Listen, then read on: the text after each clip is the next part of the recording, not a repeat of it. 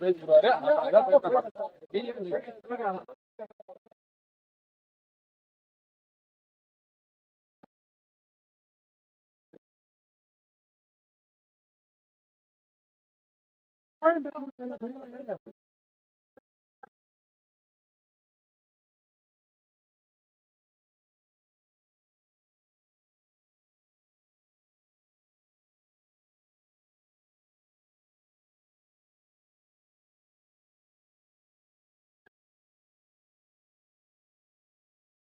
பிரச்சனை போடுங்க.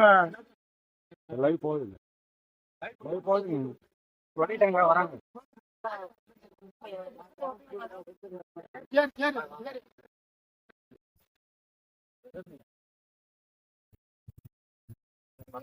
ஒரு ரொம்ப வருஷம், அதாவது 2005 நாங்க இருக்கிறோம்.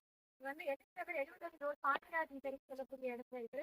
பெரியாருக்கு அருகாமையில் இருக்கக்கூடிய இடம் தான். அதனால ரொம்ப கஷ்டப்பட்டு அன்றாட வாழ்வாதாரத்துக்கு போராடி இந்த இடத்த வாங்கி எல்லாரும் இங்க சொந்தமா குடியிருக்கிறோம். இந்த குடியிருக்கக்கூடிய இத்தனை மக்களையும் பெரும்பாலான மக்கள் இந்தியிலேயே அடிப்படை வசதி கூட கஷ்டப்பட்டு தாழ்த்தப்பட்ட சமுதாயத்திலிருந்து வந்து பேர் இருக்கக்கூடிய மக்கள் கூட்டத்தில் இருக்கக்கூடிய எந்த இடத்துல தகாத வார்த்தையில பேசுறது மட்டும் அல்லாமல் கார்பரேஷன் அப்படின்னு சொல்லக்கூடிய இந்த எழுபதோட அளந்து கார்பரேஷன் இந்த இடத்த அழிச்சு நாங்க பேசிக்கிறோம். இந்த அரசு அதிகாரிகளிடம் நாங்க கொண்டு செலுத்திருக்கிறோம். உங்களுக்கு ஒரு தனி நபர் வந்து பெண்களை தனியா இருக்கிற வீட்லயும் சரி, கஷ்டப்பட்டு சமுதாயத்தில் இருக்கக்கூடிய மக்கள் இருக்கக்கூடிய இடத்துல சரி, வலுக்கட்டாயமா எங்களை தகாத வார்த்தையில பேசி வலுக்கட்டாயமா ஒரு தனி நபர் இந்த இடத்த ஆக்கிரமிப்பு பண்றதுக்காக கிட்டத்தட்ட ஒரு 3-4 வருஷமா இந்த போராட்டம் நடந்துட்டே இருக்கு.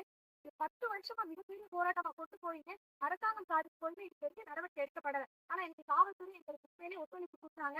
இது இருக்க தாழ்த்தப்பட்ட சமுதாயத்தை மக்கள் ஒருவருடைய குரலுக்கு இடத்துல ஒத்துக்கணும். இத்தனை மக்களுடைய போராட்டம் வந்து இந்த நாடு எங்கும் ஒழிக்கணும். இதை நம்ம கண்டிப்பா நம்ம சிஎம் சார்க்கு போகணும். இத்தனை பெண்கள் இத்தனை ஆண்களை குறைக்கிறது கூட ஒரு தனி நபர் ஆக்கிரமிப்புக்காக பண்ணக்கூடிய வலுக்கட்டாயமான இந்த விஷயத்துக்கு கண்டிப்பா தனி நபர் செய்யக்கூடிய ஒரு தப்பான விஷயம். இந்த அரசாங்கம் எங்களுக்கு பதில் சொல்லியே ஆகும்.